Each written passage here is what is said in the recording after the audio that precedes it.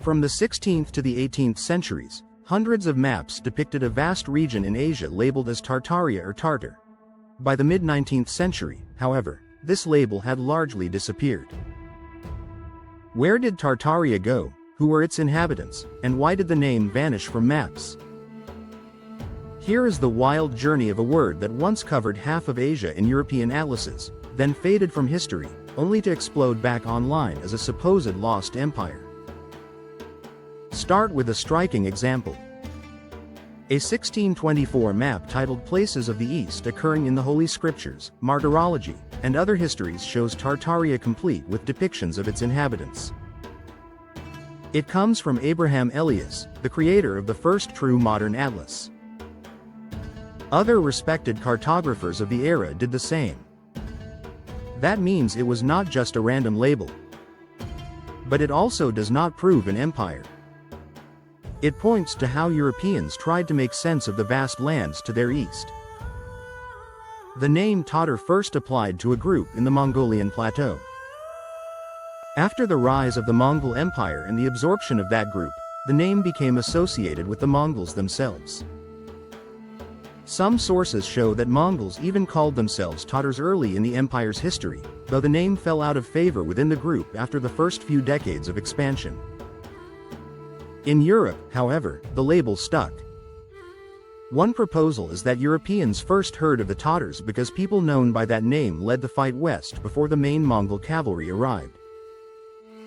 Early on, many Christians in Europe hoped these newcomers might be a Christian nation or at least allies. Legends of Prester John, a powerful Christian king in the east, fueled that hope. But new reports shattered the myth.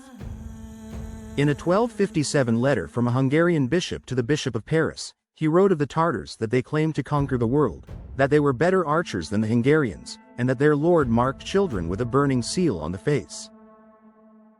Fear replaced fantasy.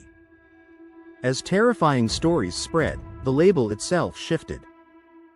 Europeans began to associate the invaders with Tartarus, the abyss in Greek mythology where the wicked were punished. That is how Tartars picked up a hellish aura in European writing. But even then, the name kept evolving. After the Golden Horde took shape in the mid-13th century, its ruling elite were primarily Mongols.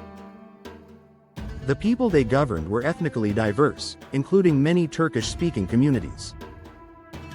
Over time, Mongol rulers in the Horde adopted Turkic languages and culture. The empire itself became increasingly Turkic. The name Totter gradually applied to the ruling class and then to the wider populations under their control. By the time the Horde declined, the Mongol legacy in that region was closely associated with the Totter name. When the Golden Horde fractured in the 15th century, several successor khanates emerged. The peoples of these states were often called Tatars even though they were a mix of Turkic, Mongol, and other groups. Meanwhile, European maps kept stamping Tartaria across enormous spaces, sometimes extending from the Caspian Sea to the Pacific Ocean and from Siberia to the Himalayas. On a 1570 world map from what is considered the first modern atlas, Tartaria appears as a region in what is now eastern Russia, but many maps pushed the label far wider. Here is the key. Tartaria was not a single political entity. It was a European invention that bundled Mongols, Turkic peoples, and various nomadic tribes under one vague term. Much of the land labeled as Tartaria was never part of the Golden Horde. It functioned as a cartographic shorthand for lands in the east that Europe understood poorly. As knowledge improved, Europeans subdivided Tartaria. Siberia became Great Tartary or Russian Tartary. The Crimean Khanate was Little Tartary. Manchuria became Chinese Tartary. Western Central Asia appeared as Independent Tartary. By the 17th century, largely due to Catholic missionary writings, the term Tartar specifically referred to the Manus and the lands they ruled as Tartary.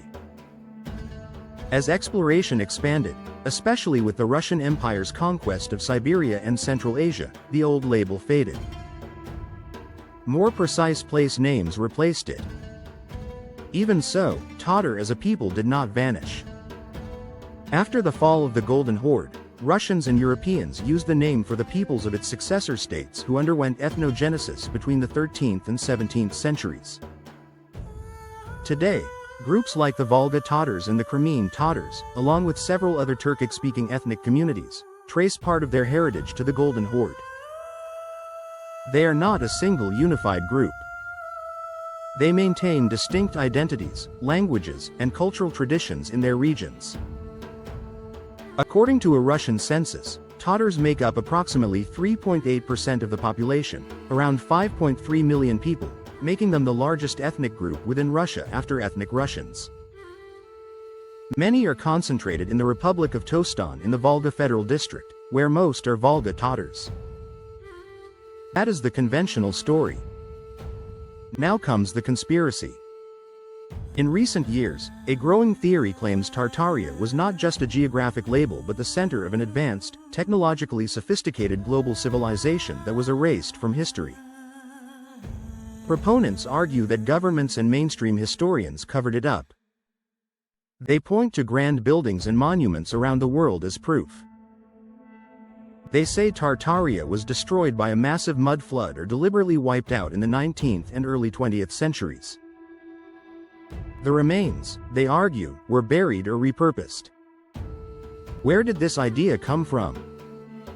It likely blends a fascination with lost civilizations and the work of conspiracy figures like Nikolai Levashov and Anat Fenco. Levashov claimed that an ancient advanced Russian civilization was erased by Western powers to suppress Russia's greatness, mixing mysticism with conspiracy. Fenco's new chronology reinterprets history and argues that much of it, including the rise of Rome, was falsified to diminish Russia's historical significance. Supporters often cite a CIA document released in 1999 that refers to the erasure of Tatar history by Russia. They take it as proof of a vast Tartarian empire, confusing the history of a minority ethnic group with a global super-civilization. They also point to old maps. The logic goes like this. If the maps say Tartaria, then Tartaria must have been an empire. Some add another claim. The precision seen on these maps would have been impossible with the technology of the time. Here is what that overlooks. Cartographers used well-documented exploration accounts and many sources. There are countless inaccuracies on maps from the age of exploration. These errors were corrected over time.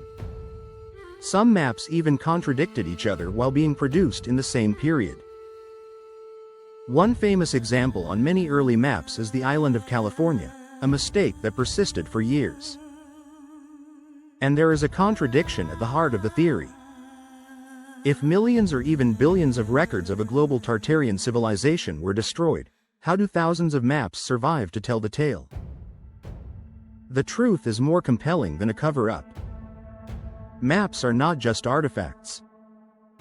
They are snapshots of how people once understood the world. The label Tartaria reflects a time when Europe grouped unfamiliar peoples and places under one word while struggling to describe lands beyond its reach. Those maps still shape how people interpret history today, and they show how quickly powerful stories can blur lines between what is known, what is feared, and what is imagined. So the next time Tartaria appears on an old map, ask this. Are you seeing a lost empire, or a window into how the past tried to make sense of the unknown?